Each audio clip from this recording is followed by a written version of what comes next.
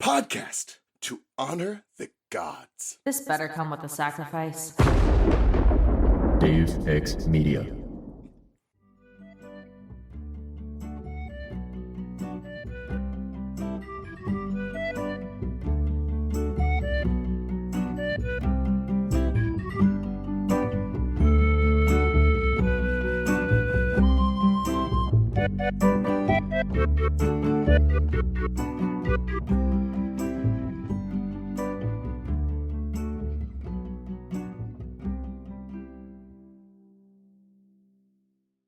The walls glittered with crystals, red, green, and blue. In the strange light, beautiful plants grew. Giant orchids, star-shaped flowers, vines bursting with orange and purple berries that crept among the crystals. The cave floor was covered with soft green moss. Overhead, the ceiling was higher than a cathedral, sparkling like a galaxy of stars. In the center of the cave stood a Roman-style bed, gilded wood shaped like a curly U, with velvet cushions. Animals lounged around it, but they were animals that shouldn't have been alive. There was a dodo bird, something that looked like a cross between a wolf and a tiger, a huge rodent like the mother of all guinea pigs. And roaming behind the bed, picking berries with its trunk, was a woolly mammoth. On the bed lay an old satyr. He watched us as we approached, his eyes as blue as the sky. His curly hair was white, and so was his pointed beard. Even the goat fur on his legs was frosted with gray. His horns were enormous, glossy brown and curved. There was no way he could have hidden those under a hat the way Grover did. Around his neck hung a set of reed pipes. Gods, we discuss Rick Riordan's role as our godly parent. I'm Ray from Cabin 12. And I'm Charlie from Cabin 13. I'm Darien from Cabin 20. And I'm DJ from Cabin 3. Woo! Woo! We back. Hi guys, it's good to see y'all again. Hello, hello. It's been a bit. Yeah, finally on for an actual chapter. How about that? Instead of our little Atlantis interlude I had a / great rant. Yeah, it was a lot of fun. Yeah, that was great. And also last week on this pod, we would have put out our Pride episode. So Nice. woo! Back to chapter things. I really wanted to be like, we're gonna stop at this one point when something big happens and then just go right to Pride. Like, nope, you guys don't get to hear what happens next right away. Great. Perfect cliffhanger. We are back Amazingness. to Percy Jackson. I mean, we're always Percy Jackson. Last week we were just gay Percy Jackson, which is admittedly still just Percy Jackson. It's true. Alrighty, what happened in this chapter, Ray? Do you know? Perhaps. I don't know. Was there a lost god speaking? Maybe was he lost? Did he get turned around? I personally like to call this chapter "Rick Riordan tells you personally to care about the environment." Yes. Mm-hmm. Yeah. So lately we've been doing this thing where we rename the chapters. Nice. So if you at any point in the episode come up with a rename, that's it. That's the game. Chapter whatever. Race are not strong. Pan sucks, dude. Yeah, I was gonna say chapter. I don't have it. Oh well. 17? Yeah. 17, yeah. Yeah, chapter 17. Pan can go to hell, honestly. Oh my And I god! mean the see we're Christian salty. hell. Holy shit! I think it is Pan goes to hell actively because he's dying. Pan gets All obliterated. All right. Strong feelings. I'm Strong excited to get feelings. into it, but for now, Percy and co complete their escape and they run into Grover's dropped Rasta cap. Grover hit his head on some rocks and he's definitely concussed now. Pan is in New Mexico and it turns out that he is incredibly old and also made of smoke or something. Dee Dee the dodo plagues Pan's life with incidental music. Pan looks into the camera like he's in the office, and he reminds you that the environment is important. And then Grover has to tell everyone that 1, he found Pan. 2, Pan is dead now. And 3, we all have to take responsibility for our own actions, which I'm sure everyone will love to hear and will cause no problems whatsoever. And that was the whole chapter. It's a really, really short one. You know what? I think I've come up with my renaming of it. It's a PSA, but it's like Pan service announcement. Nice. It could just be called a very special episode, honestly. That too. Yeah, a very special chapter. Yeah. Oh my god. Absolutely. Our saltiness towards Pan aside, and when I say our, I do just mean DJ and I'm not going to speak for the two hosts of the show. This is a beautifully written chapter. Like, we could be the jokey jokes on the PSAs and things like that, but it is Rick Riordan really did pour his heart into it. You can see it in the way the characters respond to the situation, the way Pan is, and the way the scenes are described. It is lovely. Absolutely. Oh yeah. I've definitely listened to your Pan episode, but would you like to refresh me as well as tell the listeners your feelings on Pan? The god. Go check it out at Muses Mythology. It's in your podcatcher. You're listening to one right now. Go check out our Pan episode. You'll hear it all there. We don't want to rehash on someone else's show. That's not fun. We've got other big feelings to discuss. But I'm sure we'll let some of that leak through. It certainly will for me. All right. I essentially, Charlie, since you asked, the Spark Notes, I think, is that... Yeah, I just want the Spark Notes. Goodness me. Okay, on what specifically, because I feel like in that episode we just yelled about Pan a lot, just in general. DJ had feelings about what it means to be God of the Wild. I had theories on what that actually means. Yeah, it's we yelled at Pan for being homophobic. And then the environmental thing, I have new thoughts regarding Rick Riordan's decision to use Pan in this manner that I will be excited to discuss in this episode if appropriate. But yeah, okay. Colonialism, y'all. Yeah, it is. Wow. Wow. Alrighty. Well, before we go into the chapter, I'm gonna talk about my personal agenda right now in our myth section. So, in case you missed it, we're not really talking about a myth per se. We're just gonna talk about a trope. Actually, I lied. Open up TV tropes, everyone. Get ready.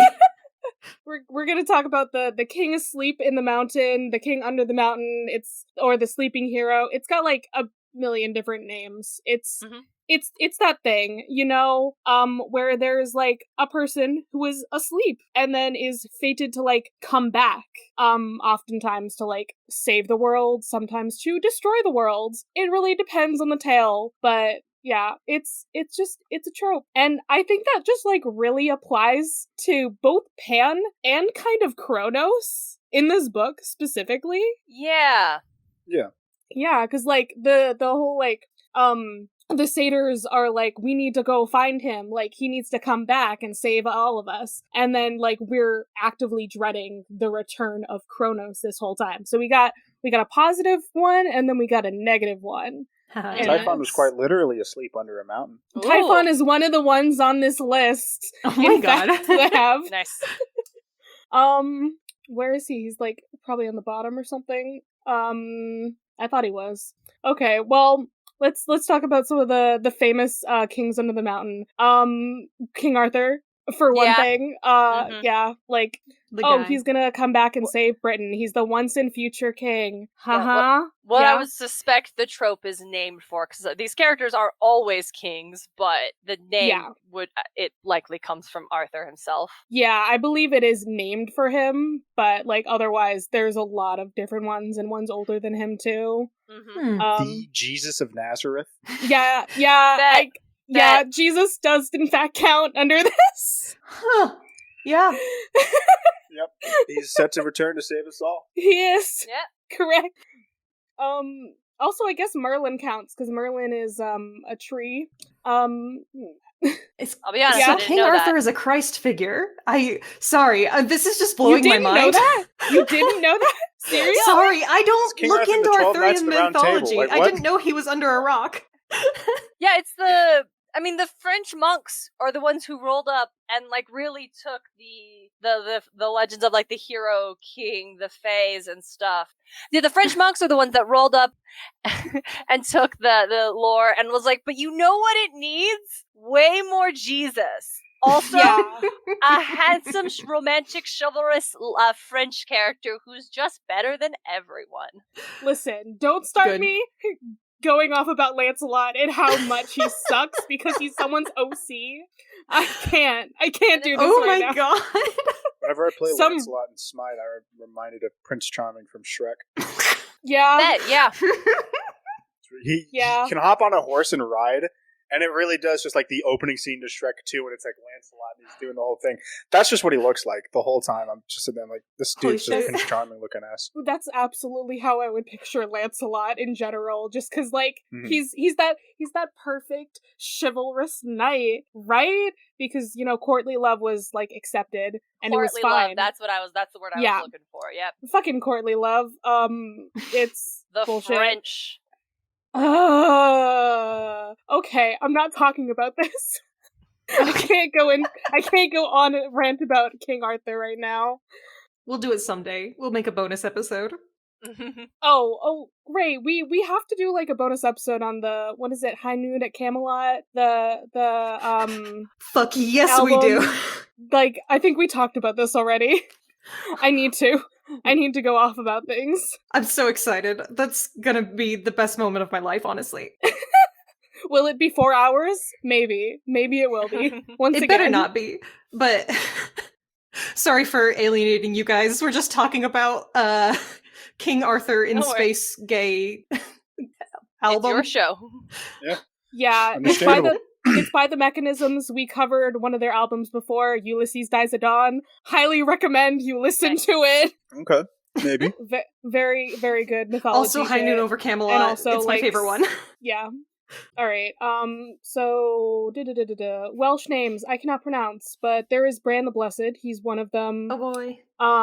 He's also kind of connected to Arthurian things because it's Welsh. It's all connected. Everything is connected. Oh yeah, another famous one, Finn McCool from Ireland, also asleep under a mountain. How is he supposed to come back? I don't. Will come when something is sounded 3 times. Yep. Probably a horn. It's usually some kind of horn or something, right? Like Francis Drake. Oh my god, I forgot he's on this list. When Drake's drum is beaten, he's gonna arise and defend England from the sea. Oh my god. Okay. Why is there so much here? Doom guy from the Doom games. He, in fact, the first Doom game, you're coming out of your 2016 Doom, I say. Mhm. You're coming out of like some weird deep sleep where you were asleep within rocks and you were broken open due to a bunch of scientists exploring Mars and they tore open a portal to hell. And congratulations, the only person that demons fear is in fact Doom guy. So he's got to go deal with it. Nice. Okay, we have one ancient Greek one on this list, and it is not someone you would expect. It's Theseus. It took me a second to realize how that makes sense, and it's because he was in the underworld for a while until Heracles saved him. Yeah. That's definitely why he's on this list. I hate him, so fuck Theseus. Someone who I don't see on the list, but who I think should count. Who? Monkey from The Journey to the West. Oh, absolutely! Hell yeah! Sun Wukong is definitely... Because, like, he was literally under a mountain. Yeah, they like, just put him down there. Physically. Yeah, there's, like, so many people on this list. And a lot of them, I'm like, I don't know who this is. I'm so interested in all of this. Funnily enough, Christianity does not list Jesus. What? On there. It lists John the Evangelist instead. I mean, I guess, but that makes sense since like John is buried, and if the whole thing is like they have been buried somewhere and will rise, like Jesus was never buried after his resurrection. Sealed in a tomb and he already left. Yeah. But after that, he was like risen into heaven essentially.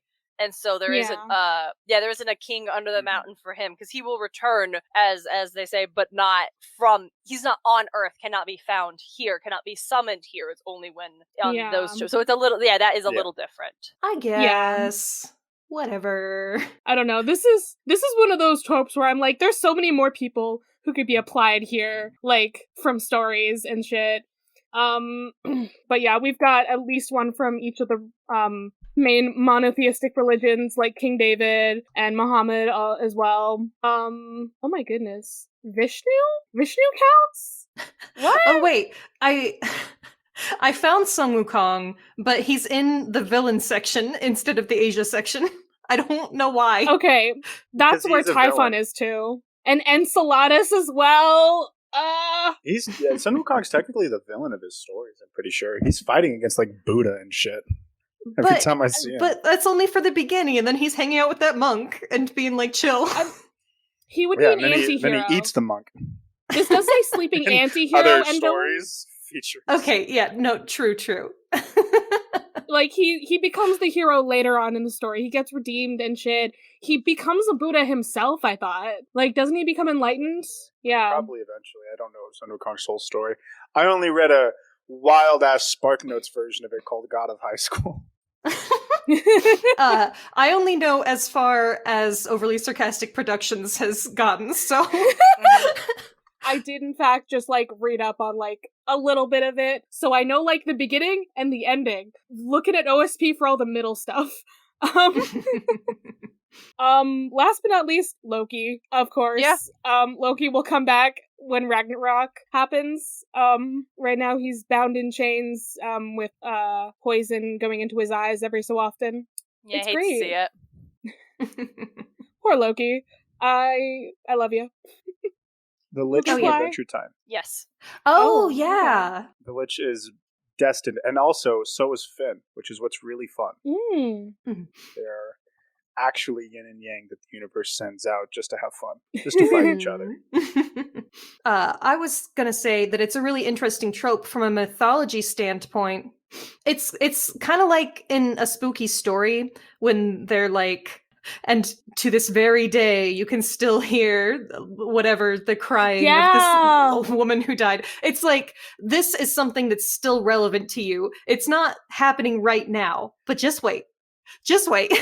Yeah, absolutely. Yeah. And I thought, I love that it, like, applied so well to, like, this book and, like, these characters at this time. I guess Like, when you go literally. underground, there's just a lot of dudes down there. Literally. You know what? Between here and the underworld, there's a bunch of sleeping guys who are waiting for the end of the world. And it's Cthulhu. That really is how it creepy. be. Alrighty. Let's talk about this freaking chapter. Because I've already talked about Pan before in this podcast. Oh my goodness, I can't stop remembering Pan's Wikipedia page that, like, scarred my former co-host for life. Oh, no. There's a picture of Pan screwing a goat on that page. Yes, there is. Sounds about right. Yeah. It just looks so bad. It's like a statue. I hate it. I hate it so much. Yeah, that's fair. I don't blame you. Don't go searching for it, folks. Or do go searching for it and tell us about it. If it's your thing. Tweet it on Twitter. No, not us. Don't us. Just at the Eldest Gods, because it's the show you're listening to. No. If you want to talk about the Pan and the goat, at Muses and Mythology, because DJ told you to go look at it. I told you not to. Podcast on podcast violence is what is occurring right now. Absolutely. Alrighty. So where did we leave off? We left off where we were running again. We're constantly running away in this book. Like, every single chapter, Ray and I are like, they're running away into the labyrinth again It's and a lot again. of dangerous stuff that wants to kill them down here. Yeah, I don't blame them for running away. It is, in fact, the labyrinth. It is just a lot of running, you know, just like Doctor Who. Awful lot of running to do. Yeah. Rachel hasn't been doing her cardio though, so Oh, yeah. She is struggling. She's an artist. She's not a demigod. She's not supposed to have to do these things. It's not Yeah. her purpose. Exactly. Well, you know what? She's the new companion to Percy and Annabeth's doctor. She needs to. I guess I'm just going with this Doctor Who stuff. She needs to get better at running now because she's in this world. Mm-hmm. Yeah. So, Annabeth is a wreck. Like, absolutely broken. Well, she's got things that she's dealing with on her own. Also the Luke of it all. Yeah, Yeah. that's what I mean by things. Oh yeah, I guess. All right. You know, things, Luke. Yeah, it's not great. What happened to him? No, he's gone. You need to deal with it, Annabeth. I'm sorry. It's not great. She gets there eventually. Eventually. She's gonna be in denial still because, oh no, like, he talked in Luke's voice when Rachel hit him. Mm-hmm. that blue plastic hairbrush that brought Luke back. That was the secret. It's got to be the hairbrush. We have to go get it. Yeah, let's go back for it. The hairbrush breaks the spell. That's True the new love's magical MacGuffin. hairbrush. Percy talks to Nico for a second, and he tells Percy that the only thing the girls could agree on is that he would mess everything up without them, so they had to go get him. Yeah, absolutely. But also, yeah, we talked about it a little bit last chapter, but hey, Nico made a wall of black stone. Kronos knows that Nico's a child of Hades now. So not I'm great. sure that's fine. But also, Nico fucking earthbended. Come on. Nico's Come powers on. are wild. They're just Seriously. wildly All inconsistent. the big three are just insane. Oh, He's yeah. got too Yeah, much. Children of that- the big three have crazy fucking powers. Yeah. All right. Yeah, so maybe Luke's not fully gone. Maybe he is.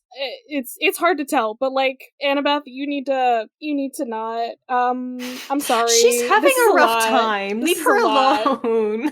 And we need to She's like going run through the we need to like get out of here and not like break down because we're in the fucking labyrinth. Everything wants to kill us. Okay, I'm that's sorry. true. Very true. Very true.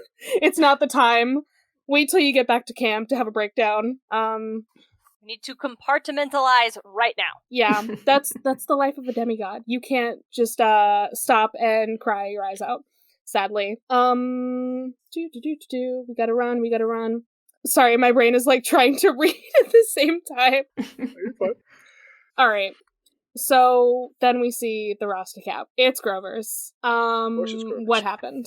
Dun dun dun. Literally, we get like the space in the lines again, and this is where you would cut to commercial, right? You Yeah, see the that just dramatic lying on the pause. ground, and then commercial break, come back. Oh no, what happened to Grover? We need to go find them. Like, forget Camp Half-Blood right now. We need to go find Grover and Tyson. Oh, Because- yeah. Nico's the one who says, "What about Camp Half-Blood?" And Annabeth's like, these are our friends, so... I think that's so interesting, actually, that Right? Nico Yeah. is worried Camp about Half-Blood. camp. Yeah. To be fair, here's the thing. If I would still save a couple friends over my whole school, right? Interesting. I'm much more alive to the view versus the lives of the many kind of guy. I mean, hey, they're also, like, maybe on the way, you know? They're right here. We found the hat. Like, we can go there, and then we can go to Camp Half-Blood. It's fine. We can do both, you know? It's all good. We're going there, and then immediately we find Grover and Tyson. There they are. Yeah, it wasn't that hard. It didn't take that long. Yeah. I mean, They're like right around the corner. didn't Percy, like 2 chapters ago have a dream about them or something? Like, Probably. we figured that they were probably, like, close by. There was, an earthquake that happened to them at the same time as it happened to Percy. Yes, well, they were Like- fighting a big snake. Yeah, exactly. So, like, they were probably, like, right across the way the entire time. And, hey, we got Rachel to find anything in this labyrinth. We can find anyone easily now. Yeah, it'll be fine. Okay, I don't think we've, like, talked about this, like, on this show yet, but, like, when we were talking about, like, labyrinths versus mazes before, and how, like, a labyrinth technically only has, like, the one path, and then Yeah. a maze has, like, multiple. I think, so this technically has both. Like, it's got the, like, the twisty-turny, like, whatever. Well, it has one correct path, much as a maze. Yeah. It's more of a maze. It is, but, like, Just a maze that I don't wants know. to kill you. I Yeah. feel like with Rachel, you get just the one correct path Because that she can goes see in the and out. path, but it's because it still had the 3 paths, remember? Both Percy's like, well, let's go right, and then Anna goes, no, let's go left, and Rachel was like, we need to go the middle. Don't you guys see the fucking glowing footsteps? Yeah, because Like, it's a maze. There's multiple branching routes. That's what a maze is. A labyrinth has the one winding route. That's what made Daedalus's, and I'm sure you all have discussed this in the past when you actually dove into the labyrinth, but that's what made the labyrinth of the lore so incredible, because by its very nature, you can't get lost in a labyrinth. It is one path that you will just, if you follow, just keep walking the same direction, you'll get to the end. But Daedalus's, like, architecture was so intricate that you could get turned around walking in one direction. And then in time, we just came to like the word interesting. labyrinth and the word maze are like live synonyms. So, but Yeah, it's like Rachel, like, because I think the labyrinth isn't really a true labyrinth. It's an evil murder maze. But I think DJ had an interesting theory where what Rachel is seeing is the actual original path. Yeah, and then the branching things are what like the murder maze built when it gained like its own sentience. That makes sense. Yeah, that's what I was like thinking. Like, yeah, Rachel's seeing like the one true path that's here. Mm-hmm. Yeah, the actual that doesn't labyrinth like necessarily within the make maze. sense. And that doesn't necessarily make sense because like you shouldn't be able to find the labyrinth is just like, I'm done being a labyrinth. It's a maze time. But I like it because like it doesn't have to make also spatial sense. True. Also, this is fact. It's magic murder maze time. Yeah. Mm-hmm. I think that's the new name for this book. It's Magic Murder Maze Time. Oh my goodness. Yeah, so once again Grover is like passed out because every time there is something Pan going on, Grover passes out, it seems. Just too much for him to handle. Yeah, this poor boy, poor goat boy. Like, yeah. I don't know. I like to imagine that he just like kind of gets high off of like Pan magic every single time. That's definitely what happened last book when he felt the presence of Pan. Yeah. All right, so we're wading through a river to try to figure out where we are or to get to Pan. Also, we had to make introductions. Oh my god. And Tyson told Rachel she was pretty, which made Annabeth's nostrils flare like she was going to blow fire. Annabeth, please. My goodness. I hate it so much. Listen. The jealousy. I'm just not into it. Me too. Okay, thank you. I was so I think it was like last chapter or something where like Annabeth and Rachel seem to actually be getting along and like bonding over things, and I'm like, Annabeth Rachel ship, here we go. And now we're back to anger. But you know what? Hey, she's mad at her because she likes her. It's just perplexing because it is the Annabeth. The whole nature of her is like she is jealous of Rachel because she thinks that Percy likes Rachel, which he doesn't quite yet, but is on the path of potential. But it is just like, I don't know. I think this was Rick being like, okay, how do I show that Annabeth likes Percy? I've actually not done that yet. Now I need to make my ship work, and I can't stick the landing if you don't know Annabeth also likes Percy. Because I've been really hung up with this Luke thing, and it's really taken any opportunity we have for Annabeth to demonstrate she likes Percy. Well, Luke comes up, and that's all she seems to think about. So how do I do it? Well, I'll just make her be like really mean to this other girl, because that's how you show that girls like boys, if they're mean to other girls about it. No, I think the way that Annabeth shows that she likes Percy is by being mean to him. Actually, I think that's her love language. But I am sick of this like trope of like another girl shows up, so obviously they have to be at odds with each other. But they are at odds with each other. No, they they're both not like at odds. Percy. They are. No, they are though. No, they are. They're in love with each other. I think what annoys me is the her just being mean to Rachel. Like a comment of like, oh, I had to play dumb. Oh, was it hard? Like, Annabeth, what the hell? Like, I get you not wanting her around because you feel threatened. Looking down on someone's not outside of or not within Annabeth's fucking character. She looked down on Percy the first 2 books. No, she didn't. Okay, but this is so. She did. She did for the first half of the book. Down on Percy. She definitely the first book she did. In what ways? Just given the fact, oh, he's new, he doesn't know what the fuck he's doing, and yeah, I'm here to fucking help him. She just, and he's a son of Poseidon, and we're supposed to be at odds. Yeah, she had this whole thing. But that's not the same as her looking down on him. That's her desperately trying to replicate the behavior of her mother in order to gain her absent parents' acceptance. Yeah, looking down on him, as I said, being hurt people, Darren, you know?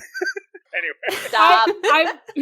Oh my god. I mean, part of my Rachel Annabeth agenda is the fact that she's treating Rachel the same way that she treated Percy in The Lightning Thief, where she's like, oh my god, I have to like not like you because like, ew, you're like immortal, like we're not going here right now, like whatever. I'm annoyed by you, but actually I kind of like you.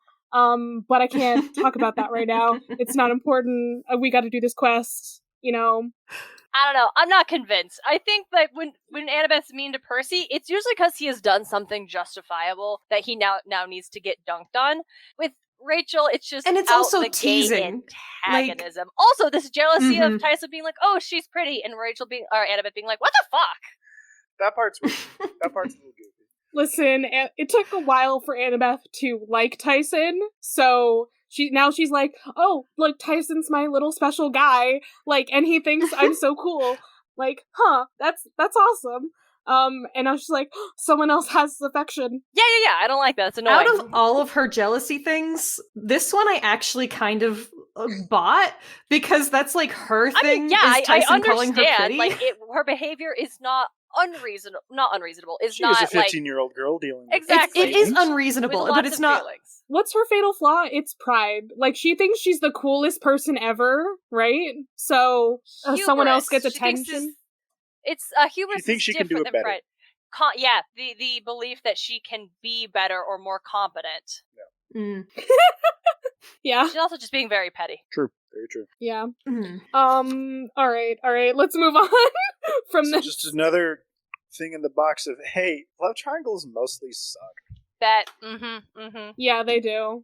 Alrighty. So we are getting to this really cool place. I just can't possibly, like, this is just like a really cool, like, random, like, cave that they're in. We got like they're in crystal Carlsbad pillars. Caverns, which is a place that I've been. They have cool bat flights there.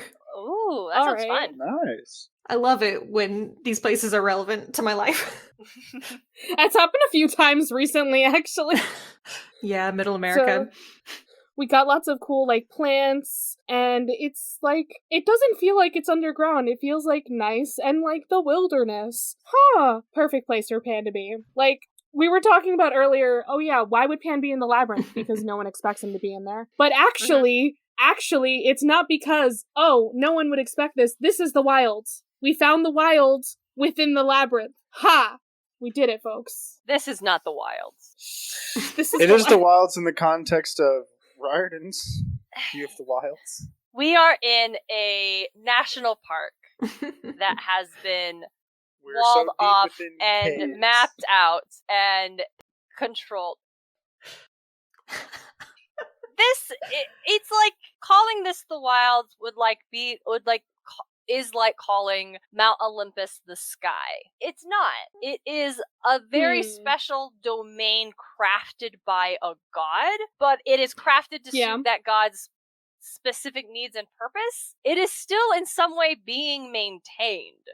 And the wilds are things that are not inherently maintained. Yeah. Like, The everything way in that- this space is maintained by Pan. It's bad. And It's not, okay, I'm not saying it's bad. I'm saying Riordan's definition of the wilds is bad. Sorry, Ray, go on. That's what I'm saying. Well, this also isn't supposed to be the actual wild. I don't think it's a shadow of the wild. This is what's left. These are extinct creatures. This is something that is already gone and dead, that is being preserved unnaturally. And so, yes. Thematically, I feel like it honestly works. Yeah, no, I agree with that. Yeah, when you frame it like that, how it's something that's already dead and gone, and how that, and when we get to what Pan's message is in this space, when framed like that, I agree. It does work for what Rick Riordan decided to use Pan for here, and this, eco message he was giving. Yeah. I want to know what, like, these two animals that Percy doesn't know what they are, like, we have... Well, we got a dodo bird and a woolly mammoth that are named, and then we got, like, a wolf tiger. What is that? That's a Tasmanian tiger, isn't it? Is it? That's what I know nothing. I always figured. I thought it was the Hagerman horse. I don't think it's the Hagerman horse, DJ. Why not? Because it's described as a wolf tiger. Yeah, Tasmanian probably the tiger. I want to see what this it looks like. It's Ooh, okay. Yeah, it's like a large, like it's a canine, or well, it's a carnivorous marsupial, but it looks very wolf-like, but it's got stripes. That's very cool. And it's understandably something that Percy wouldn't recognize as being a Tasmanian tiger. Yeah. Because he's not one of those weird kids that was obsessed with learning about extinct animals. Or didn't play Ty the Tasmanian Tiger when he was growing Or up. didn't play Ty the Tasmanian Tiger on the Or PlayStation 2. Didn't play Ty the Tasmanian Tiger when it released on the PC in 2017. And got all 4 games. Wow. I think I know what your plug is going to be at the end of the episode. Is it plug at the end of the episode? Always plugs. Okay. And then we got huge rodent, like the mother of all guinea pigs. For one thing, Percy should be like having PTSD right now about guinea pigs from seeing that. Oh my Fair, god. yeah. Percy doesn't have like any trauma. Dude watched his mom died, and he's like, "Let's go get her back." No trauma. This man is anti-trauma. No He trauma. can survive. The good thing about ADHD is that your memory problems let you just not think about all of the bad things that have happened to you. Or it lets you obsess about all of those things. You know, to each their own. Yeah, I think Percy's coping mechanism is straight up to not think about anything ever. Yeah. Yeah, absolutely. I want to know what this big rodent is. What's evil guinea pig thing doing here? Yeah, that one I'm not sure of. And I can't actually find hold on, maybe there's a Reddit thread I just found that maybe Ooh. It's just a buffalo-sized guinea pig. Like, it's just a big fuck-off guinea pig. Yeah, I mean there are the super massive fauna and like massive rodents were a thing. Where am I? This is a terrible list. I'm just wondering how they would do this in the show. Like I really want to see this scene just because I think it would look very cool. I mean, yes, Pan is not great, but Disney's got that money. They're just going to bring those animals actually back to life. they secretly have like all of those animals. Didn't you know? They're on ice with Disney's head. Yeah, Didn't you know? it's the only description I can find is it's just re-describing the With the book, description, just like the the text. mother of all guinea pigs. Yeah, no, I can't even find a list of anyone like guessing what they think the creature Rude. might be. Percy Jackson Reddit, get on this. What is it? Okay, so yeah, we got lots of cool shit in here. And then we have the old satyr. Okay, he's got ginormous horns, and he's like just old goat man, and he's got his reed pipes and everything. And he's so tired. This man just needs to go take a long nap. He has been trying to, and the satyrs will not let him rest. Stop believing in me! I want to go to sleep! I want to die! Okay. Oh. The Joseph Artigacia monoci, an extinct species of South American cavimorph rodent, the largest rodent known, lived 4 to 2 million years ago. It's just massive. It's just a massive guinea pig. Nice. That is cool. the You found closest it. thing I can. I'm looking at the prehistoricfauna.com. Yeah, and it just looks like a giant guinea pig. Weirdly, I don't know. I mean, mammoth, dodo bird, Tasmanian tiger. Those are all, like, pretty top. So that's what makes me think I'm wrong. It feels like what Percy is describing must be a more commonly known extinct creature. But What is it? Rick Riordan, tell us. Please. I want to know what it is. I mean, Rick Riordan is also a history teacher, so he probably is like, this is a pull from me. You know what? That's fair. It could also just be for him. Maybe it's his favorite massive extinct rodent. Yeah. Maybe he just really likes guinea pigs. I just really like guinea pigs. You never know. Yeah, so Pan is here. Grover, he's just so emotional. Falls to his knees. Mm-hmm. Well, this is literally his god. Yeah. Like, he's met gods, but this is his god. Mm-hmm. Yeah. The god of all satyrs. Mm-hmm. And Grover's just like, I got lost. Aww. That line hits.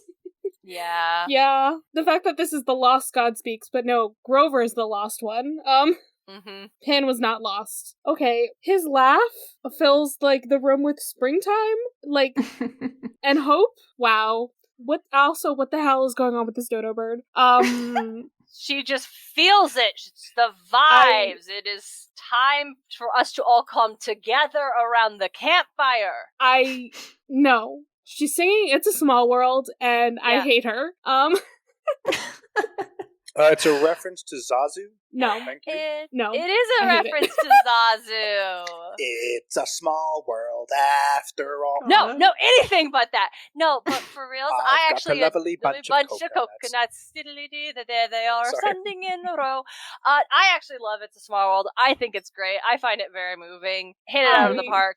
I never can go on that ride because I'm like, nope, this song will be stuck in my head forever. I have to be wearing We didn't go on headphones that ride. if I'm forced on the ride. We had fast passes to go on it, and then at the last minute, I decided, fuck it, let's go on Peter Pan. No, let's do Peter Pan. Good. That's a better the right idea. Peter Pan is way better. 100%. Yeah, but I've already been on Peter Pan. Yeah, but we Too actually bad. hadn't done the new line that they put up since we've That's been there true. in like That 2009, line was and that cool. was actually really good. That was a lot longer than anticipated. They hit the line real well. They I did. thought it was moving a lot quicker than it was, but it was still fun. I do think the Anaheim version is better, though. They have updated it more recently, and it is distinctly better. But No, I enjoy the racially insensitive indigenous people in that. no, they also just have, like, the stars are around you. We can't do this right now. But okay, listen. I took Johnny and Tiff into Enchanted Tiki Room, and they were not enchanted. So that's where I was like, there's no way these bitches are going to enjoy It's a Small World. Let's get on course Peter Pan. Here's the but thing, it's Darien. the tiki room. In the tiki Yeah, and they- 2 out of 5 tiki people room. enjoyed It's a Small World. I would Yeah, argue. and I did, and listen, I thought Johnny would at least like when the Tiki gods sing at the end, and he was just, why did we do this? Why did you make us come in here, Darien? Listen, you go to the Enchanted Tiki Room because you get your God, why am I forgetting what it's called? Dole Whip. You get your Dole wonderful Dole Whip. I love Dole Whip so much. And then you sit in there to just get away from the heat.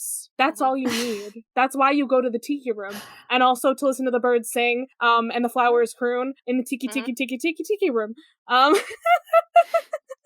did Space Mountain and got a very killer picture with a mother and her daughter. You did, it's incredible, DJ. Your Space Mountain picture is 10 out of 10. I've been on Space Mountain 2 different times. One was hyperspace, one was normal space.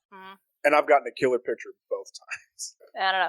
Ghost Galaxy beats ass. They only do it in Anaheim during Halloween, but yeah, that ride kicks ass. I believe it. A galaxy comes to life and tries to eat you. This is fine. Ray, have we alienated you now? I've been to Disney before. Okay, cool. I couldn't remember. I was in the Tiki Room once in my life. Good. In which case I finally learned what my cousins had always been referencing throughout my childhood, to my great confusion. Good, absolutely. Oh my goodness. Well, I'm glad we talked about Disney once again. We always have to. Okay, so this dodo bird is named Dee Dee. Also important information. And she's 100% trolling the god of the wild, which is good for her. Oh my god, yeah. I forgot that she's humming like a funeral. Was that say dirge? I've never seen dirge. this word in my life. Never. Never seen dirge? No? Heard it used? Come on, ridiculous. Is it not just a funeral march? Is that not what it's called? No, it's different. I can't really articulate why it's different, but yeah, they're just slightly different. Yeah, it's not for marching to, it's for, like, wallowing in your pain to. It's, everyone is standing there, it is raining, they are Okay, yeah, I know what you're talking about now. Cool. Yeah, so, Annabeth loves this place. It's so beautiful. Architecture could never. Which is a fascinating thing for Annabeth to say. Yes, that feels like incorrect for I've Annabeth seen some to have amazing this take. architecture, far greater than like most caves that I've seen. It feels like Annabeth should look around and be like I would love to replicate this in architecture. Like, just be inspired, but like I think is also the environmentalism of the messaging being like nature will always be something that is beyond humanity's ability. Or nature will always create something that humanity cannot create on its own. And I guess that's to, like, emphasize that, like, how important it is that we preserve all this stuff because we can't recreate it once it's gone. Yeah, like, architecture is, like, specifically, like, made and words are bad. It's, like, it's designed in that specific way. And then nature just happens. Just fucking happens. Yeah. It's not a plan. So, you know, it's the opposite of everything Annabeth is. And she's like, wow, that's even more beautiful. Shit. Mm-hmm. So Grover is like, wow, Pan, I found him. He's here. You can help save the wild. It's great. No, he can't. I'm sorry, Grover. It's not gonna happen. Yeah. It's such an immense tragedy for Grover that he found the god who was supposed to save him. Mm-hmm. And it turns out that he's completely powerless. And it's up to Grover again. Yeah. See, the thing here is that, like, Pan isn't actually, like, the trope that I talked about. Like, haha, I fooled you all. That's what the satyrs think he is. But he's not. Like, he's just a guy who like, is the symbol for all that is the wild. Or whatever that may mean. I'm sure we're gonna talk about that. And the wild doesn't exist in the same way anymore. And also, he's a god. He can't really just, like, I don't know, the way these gods work doesn't seem to be they'll wave their hand and they'll just, like, save that thing. Yeah. Like, he's the embodiment of that thing. Mm-hmm. It also has to, like, reflect him. He reflects the state of his realm. I think that's, like, a quote from Last Olympian, spoilers. Yeah. But yeah, you know, like, I know many Percy Jackson podcasts have probably talked about, like, the whole, like, like, the people believe in, like, the gods, and thus the gods exist, and, like, they rule over these things. And, like, how it's kind of like a circular thing where, like, the belief maintains them and they maintain everything else. And everything else proves the belief. But with that, with Pan, it's broken. Like, that motif that Rick Riordan has established is broken because the satyrs still believe. They all still believe. They still literally have spent generations upon generations going out to try to find him. They believe in a way that humans aren't believing in Zeus or Poseidon. They just continue to tell stories about them. And that sort of a cultural reverence is enough. Satyrs don't count. Apparently satyrs don't count because Pan's reason for fading is that his domain is gone. Yeah. So, like, I don't know, it's a very interesting thing where, like, humans are definitely still talking about Pan. Like, like, there's still stories about him that exist and survive, but it's the fact that the people who believe in him and also his domain, literally what he symbolizes, doesn't exist in the same way anymore. Which hasn't happened to any of the other gods, so we don't really know, you know, how, like, if the ocean was gone tomorrow, what happens to Poseidon? You know? That's the thing I was going to say, is that the other gods aren't being used in this fashion. Like, Poseidon is of the ocean, but he is not seen as being, like, a nature god, the same way that Pan has been framed as being a nature god. Like, and that's a distinction, I think, because Rick Riordan, specifically, this was the arc he set out to do, is show Grover from a young person who believes in a greater cause, becoming not just an activist supporting that cause, but a leader of that cause in his own right. Like, that is Grover's arc here. And the loss of Pan is what transitions him from activist into leader. And that wouldn't work for any of the other gods, even though there are a lot of gods who are associated with nature quite heavily in many different fashions. But over time, we have, like, all, like, the nymphs and stuff, and river gods, and all these other characters who, were traditionally seen as, like, gods of nature as well. They are, in these stories, being framed as anyone who the satyrs can turn to for help and protection. It all is put into Pan, all of that, for this purpose, for Pan to die. And I think that's why, DJ, the whole thing about Rick Riordan's definition of nature is wonky, or the fact that the gods humans believe in gods and they exist, but that doesn't work for Pan, disappears. It's because he isn't actually being used in this story of gods and demigods and heroes. He's being used for something else. Yeah, sounds about right. Yeah. I don't know. I also think it's interesting that Rick Riordan decided to go this route with Pan. Like, I don't know, the whole, like, the great god Pan is dead story always just gets me. I'm like, that didn't happen. Pan Were you there, Charlie? Die. Do you know? Pan didn't die. I know, we've talked about this before. Sorry. Like, people still, like, worshipped him in ways. Okay, I'm looking it up right now. Like, who came up with this idea that Pan died? It was Polarch, the historian. He reported it based off of a account that his cousin heard from another dude who was on a ship where it supposedly happened. Yeah, literally, who trusts this? Who in their right mind trusts this story?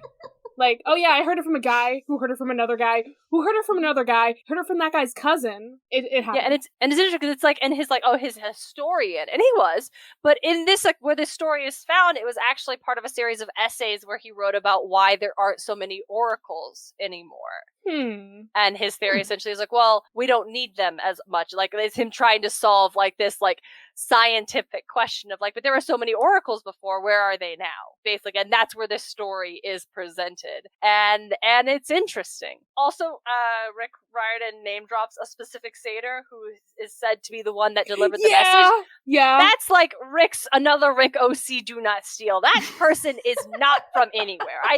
Maybe they are. Maybe there's some really obscure scrap that's just been buried under. If you search it, only the Battle of the Labyrinth story comes up. But I want to see if anything comes up. Like, let's see, satyrs. There's definitely like a list of satyrs on the satyr page. Let's see. Do we have a Lysis? There is a character I think has names that are similar, but they aren't. Yeah. Like, it's not said that they're associated with the great god Pan is dead story, because that message in the account isn't attributed to anyone specifically. It's attributed to the person the message was said to be for, but there is no account of who the message came from. So it's probably just Rick combining myths like he does sometimes. Yeah, and I think it makes total sense for this is such an important thing for the satyrs. Humans wouldn't have written down who delivered the message, but the satyrs certainly would have. Like, this satyr would have been held in reverence, like we talked about Jesus earlier in like the Christianity of the apostles. We know all the apostles' names because of that. I think like if Pan is like this, we're playing our god figure, this satyr feels like an apostle type who they would have carried his name down because if he's so important to be the one to relay this message. Yeah. So when I look up Lysis Satyr, the first thing that comes up, Rick Riordan Wiki. The second thing that comes up is Greek Mythology History, WordPress.com. I think that is somebody who just like wrote it down and stole it from this, because there is no other like source that says anything about this character. Yeah, definitely Rick OC do not steal. Yeah, so Lysis does not exist. Pan is dying, even though he really shouldn't be. But you know what? Rick really wanted to go with this whole, like, we have to save nature thing, which is very cool to be one of his, like, one of his themes, even though I feel like he could have leaned into it more. I don't know. He leans into it a lot, but not enough. You know what I mean? It does come off as not well integrated into the overall plot of the books. Yeah, it's like, especially because going it's forward. Grover's side story. Yes. Yeah, exactly. It's not Percy, it's Grover's side story. Yeah, especially in the, I think it's obviously like minor spoilers for the next series, but like that is such a it's lost entirely, and it makes it very perplexing. But I can't get into that now. Yeah, but, yeah. And he realized in the series after that, I was like, I kind of fumbled that. Let's try to pick up a little bit, but it's like about like things that are actually outside of human control. Yeah. It's not like, hey, let's go fucking bomb the oil drills. Like, let's go eco-terrorism now. Listen, I really want Grover to go all Poison Ivy, though. Like, can we get that spinoff, actually, where Grover just becomes an eco-terrorist?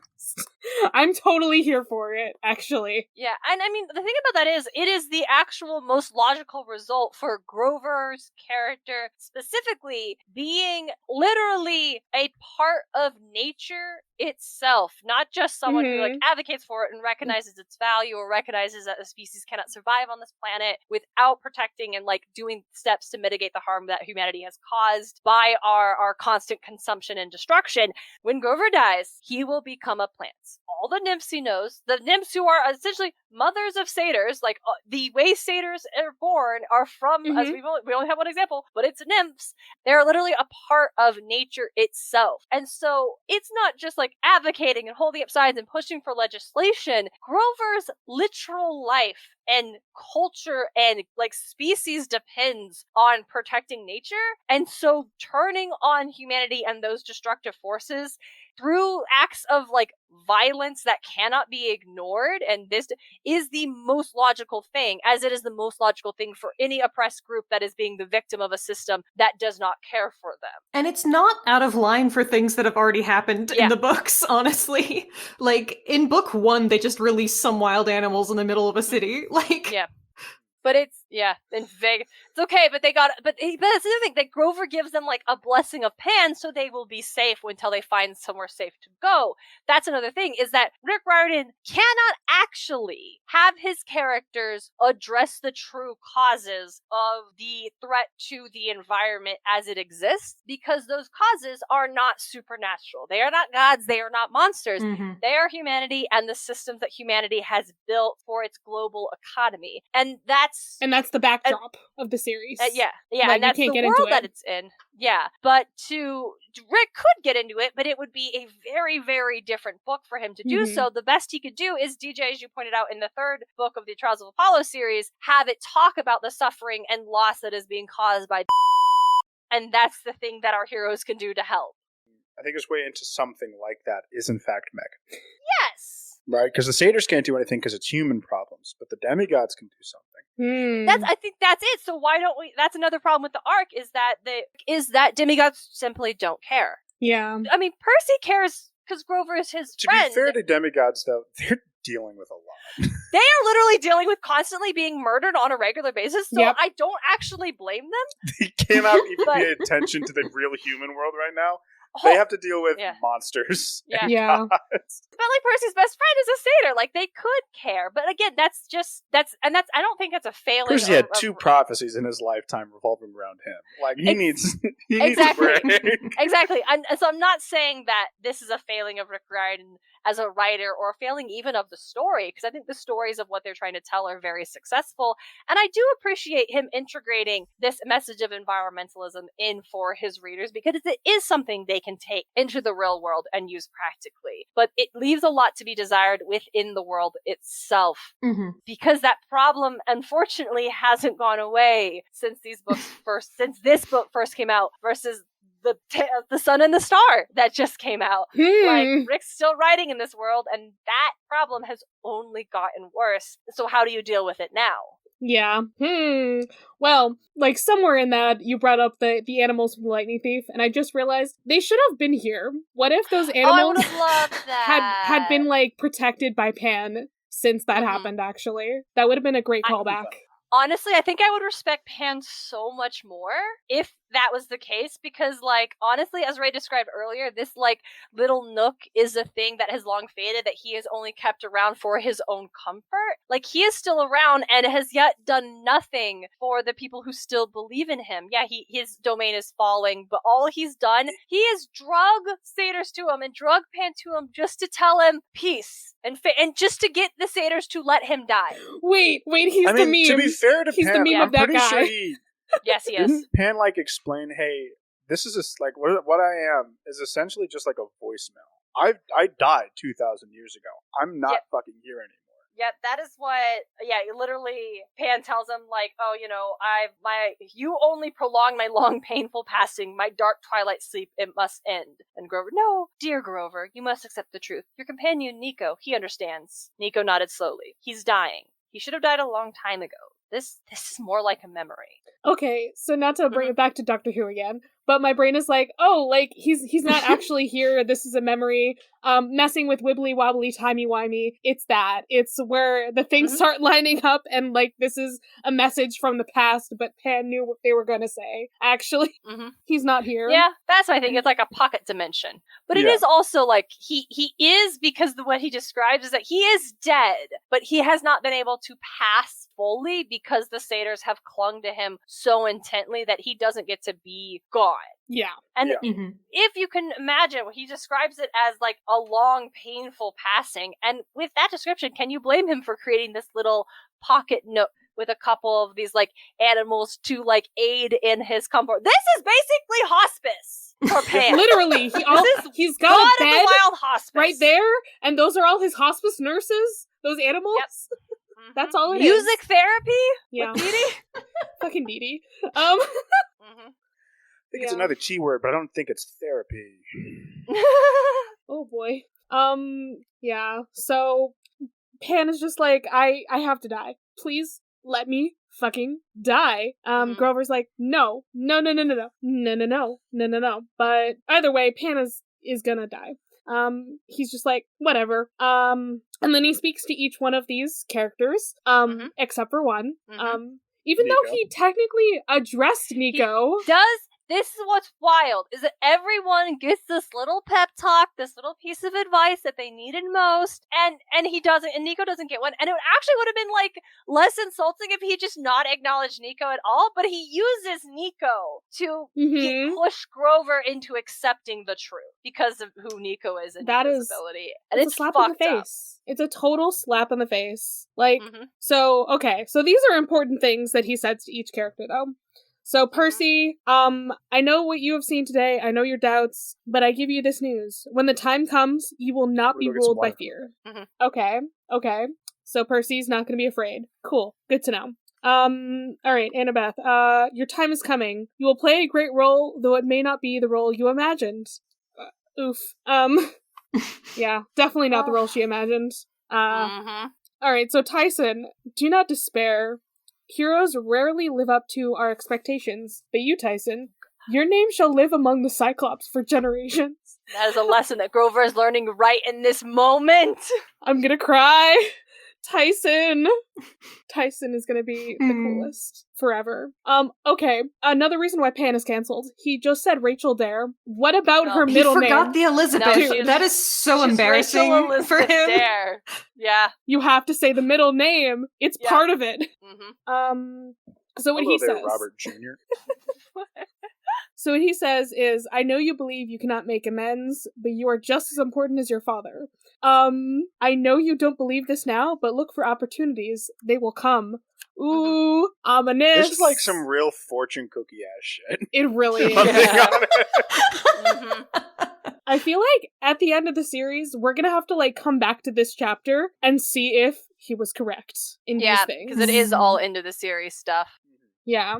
And then Grover, my goodness, he gets, beautiful. You are the strongest and bravest. Your heart is true. You believed in me more than anyone ever has, which is why you must bring the message and why you must be the first to release me. So sad. Okay, so yeah, then we get a little etymology session where he's like, oh yeah, Pan, it used to mean rustic, but now actually it means all. So, pansexual means all and not rustic sexual, as you might believe.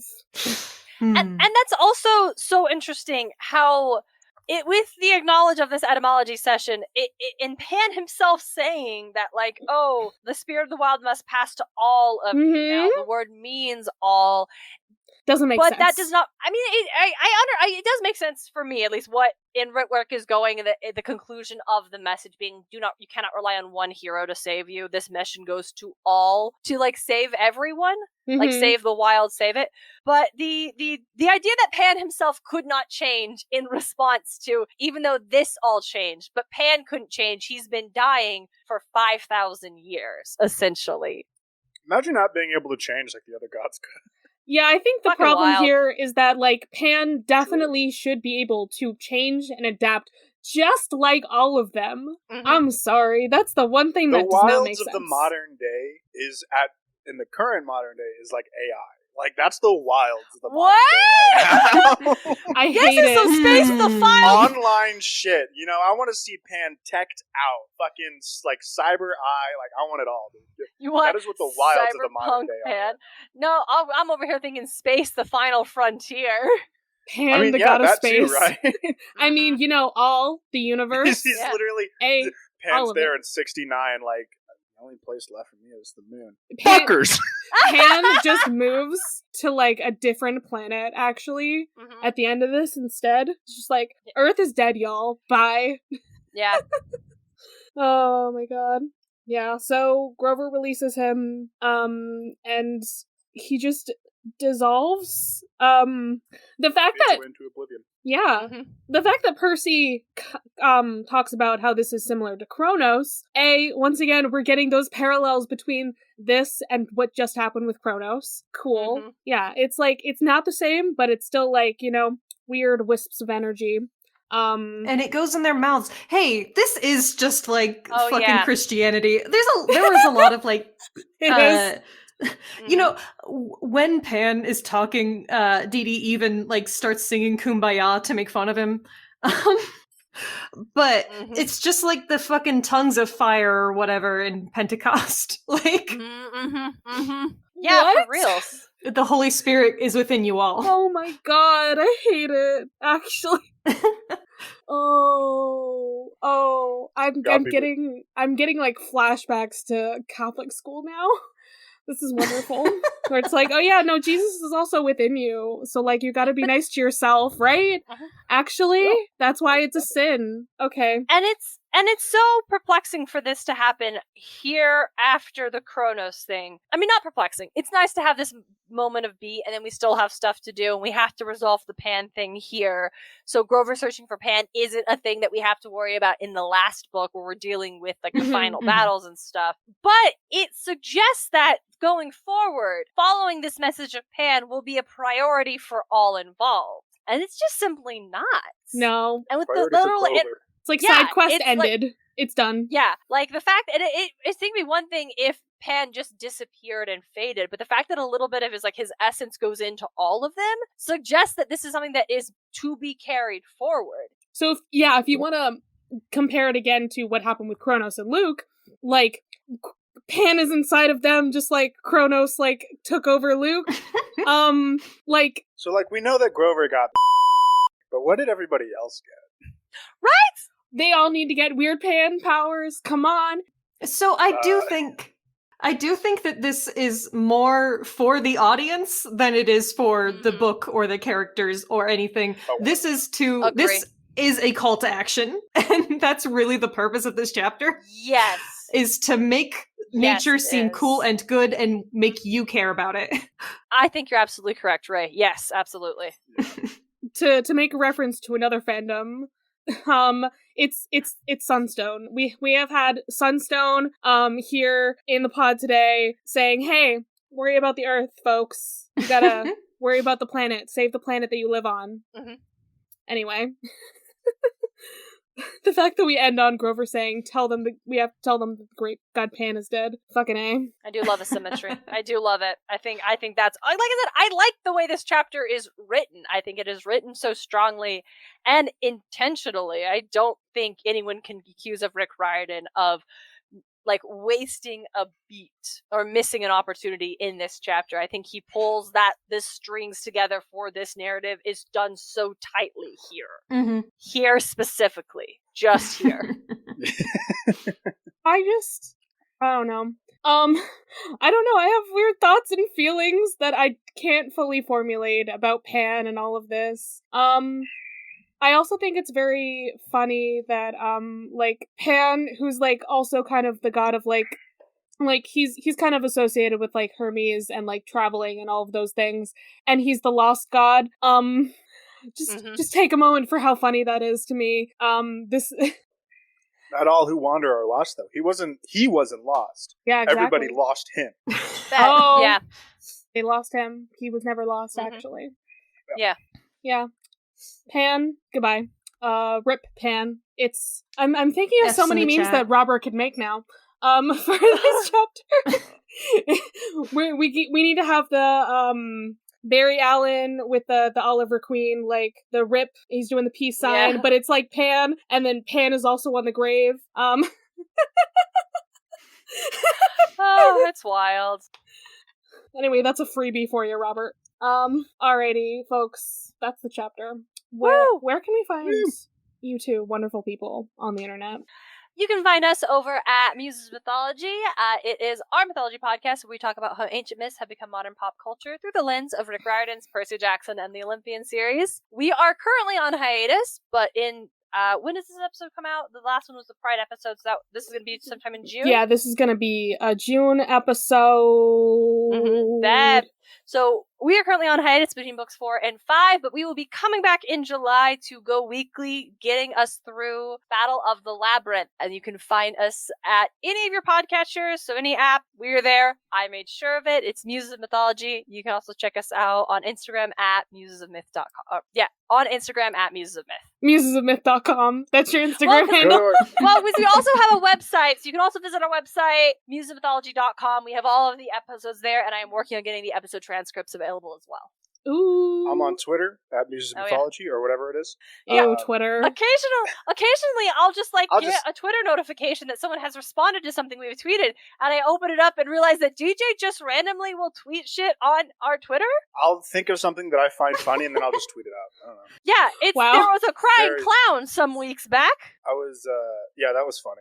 I was very proud of my most recent post, but, Yes. It is, I'm gonna say that's not a, authorized podcast channel at this point anymore. It's official. It's official, but authorized? Yes. But it's official. Yes. It's the unofficial official podcast Twitter. It's the ineffable Twitter account. Well, we're still no longer on Twitter because Twitter fucking sucks. Gross things. It does, but it's actually currently the only way I can communicate with our graphic designer, so... That is valid. Stay on there. That is valid. Keep it for the DMs. They're only on Great for Twitter. networking. I don't know why they're not on Instagram. It's a crime. But you know what? If you keep it for the DMs, maybe they you're just fine. don't like Instagram. I don't like and that's Instagram. fair. I also don't love impressive. Instagram because you need to have a picture to make a post, and I'm like, this is terrible. There'd be a lot more sad clowns on the Muses of Mythology page if I had access to that, and that's the only way I could post something. And it'd be some weird fucking picture, and then the things that I just post on Twitter. And DJ would break my beautifully, carefully crafted page that I worked so hard on and get I think that no needs to attention happen for. On like April 1st. That needs to happen. You're welcome. I'm giving you ideas. Alright, folks. Do we have some media recommendations? Anything that you have been like watching, reading, listening to that you've been just loving lately? I just got Far Cry 6. I played it about a year ago. I almost beat it, but my Ubisoft Plus account ran out, so I never beat it. But now I'm playing through it again, and it's an actual banger of a game. The gameplay is super smooth. The story is like fun, but it's a Far Cry game. If you don't know how the story goes for those games, crazy. There's a guy who's going nuts, and you gotta fight the resistance. Woo! That's all it is. That's all it's ever been. Gameplay in this one is fucking killer, though. I highly recommend it, and I very much enjoy the parallels between the land that you play in and Cuba. Anyway. Okay. I am going to recommend the webcomic The Blind Prince by Cozy Crow. It is relatively new. The art is gorgeous. It's very folklore, royal punk, fairy tale aesthetic. Ooh. It's about this girl named Elaine desperately tries to hide the unearthly feathers that riddle her skin, all for the sake of love, but her curse leaves her rejected and trapped behind a wall deep within the Forbidden Forest. With no way home, her only option is to rely on a prince determined to reclaim his throne and his missing eyes. Ooh. And it's good. I'm following this artist on Instagram. They are just the story is good, the art is beautiful, and I am instantly endeared to all the characters. Ooh. And it's one where they describe it as a movie, not a TV show, meaning like they have one big story they are telling, and when they're done with it, that's it for the story. And I really like that. I like getting to read things that are like, this is the story the creator wants to tell, and not having to be like worried that they're going to lose multiple arcs. There's one big fuck off arc that we're going to go through, and you're going to sit through. Yep, it's great. It's, again, The Blind Prince. It's on Webtoons. At least check out the first chapter because it's beautiful. Amazing. Love that. Mm-hmm. Alright, well, I've been consuming a lot of Australian TV shows recently. Rewatches mostly. So I rewatched all of Dance Academy. Oh my god, it's so dramatic. Like, so much teen drama and relationship drama. And, my goodness, it's just so much. Just so much? It's just so much. Listen, we all think, like, oh my god, the CW and all the things that they have going on. And I'm like, okay, but, like, that, but if there's, like, no magic shit. It's just the normal world, but it's still fucking messed up. Oh boy. Constantly. And there's so much happening. Yeah. It's great. It's wonderful. And I saw like the first 3 seasons, like when they were coming out, and then I finally saw the movie. It was only from like 2017, and I only just saw it. Oh, I'm like, goodness. wow, this was actually a good ending to the freaking show, and it gave me good nice. feelings. Like it had a good happy ending that I didn't think was gonna happen. And they're just like, yeah, fuck it, we're millennials. Let's just like stop competing with everyone else and just make our own dance company. Nice. I'm so happy. I'm so satisfied with Always that fun. ending, actually. All right. Ray, do you have something that's not Homestuck? Screw you. Since we were talking about Kings There's a lot of things Under wrong Mountains, with but feel free to recommend it, because it's honestly a decent read. It's the fandom that was fun. Ray's just been reading Homestuck. you have to curate like, your a own lot. fandom experience. So, Yes. but anyways, Yes. Bramble the Mountain King is a game. It's a game? Okay. Yeah, it's on Steam. You can find it. It's a spooky game in the style of like Little Nightmares. And it's based off of dark Nordic fables. I can't pronounce anything that's in it. It is super cool. And you get to fight the Bramble King, and it plays in the Hall of the Mountain King, and it fucking slaps. That's awesome. Is that what we were talking about earlier? Yeah. Cool, Before the episode started. Yeah. Where we were trying to remember the name of the song, and I was just like, wait, I know this. I remembered it from Troll Hunters. I know it only because of Troll Hunters is why I know the name of the song. It is one of the best songs ever written, perhaps. Nice. Yeah, bonus plug, just in the Hall of the Mountain King, actually. Yeah, Great go song. listen to it right now. Yeah, well, that's an episode, folks. We did it. Nice. I shall now literally release you from this mortal plane. As Ray has been saying as our like ending for so many weeks now, please release us. I will release you all just like Pan. Get out of my fucking cabin and just I'm turning into dust. I don't feel so good, Mr. Stark. No! Yeah, actually, I snapped you all. I snapped all of you, and I snapped Pan out of existence. That's what happened. Pan got snapped. Bye. Bye.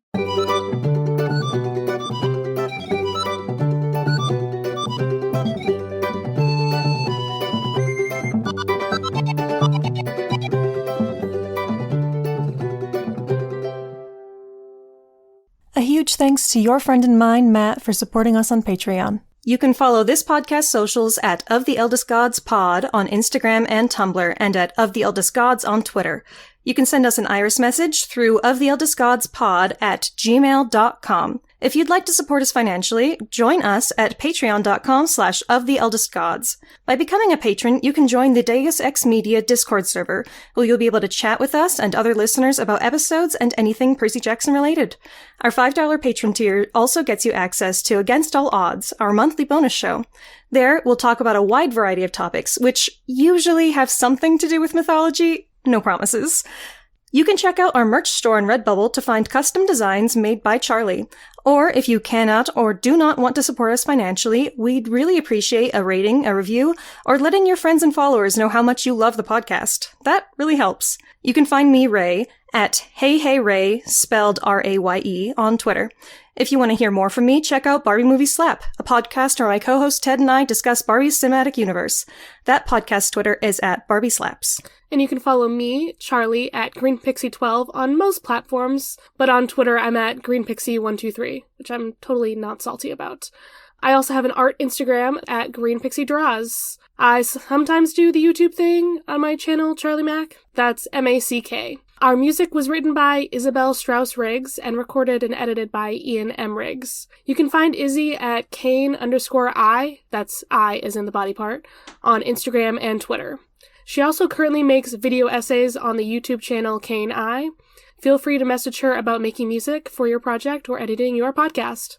Of the Eldest Gods is proud to be a part of Deus Ex Media, which features great podcasts like My Cabbages, an Avatar podcast that follows the true hero of the Avatar The Last Airbender series, the Cabbage Cart Guy.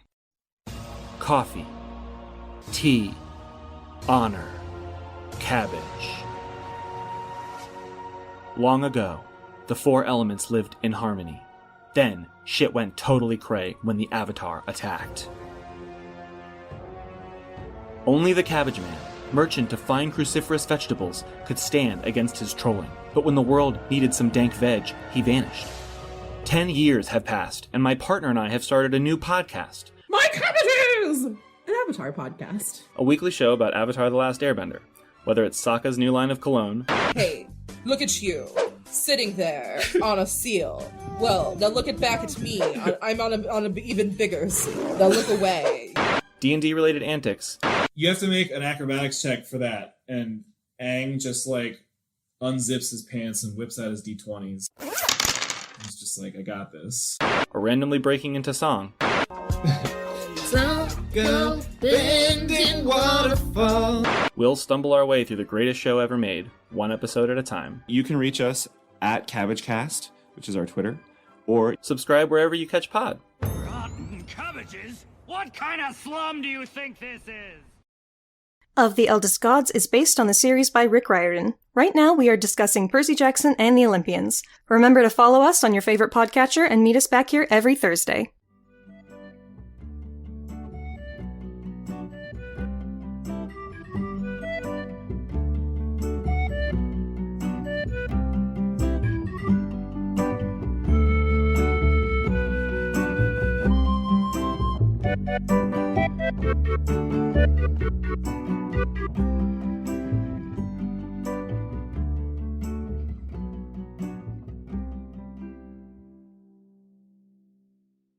Sorry, my lag is really fucking bad right now, so I keep talking over everyone. No, you're good. I know for a fact our roommate's playing Overwatch right now, so... Dave X Media.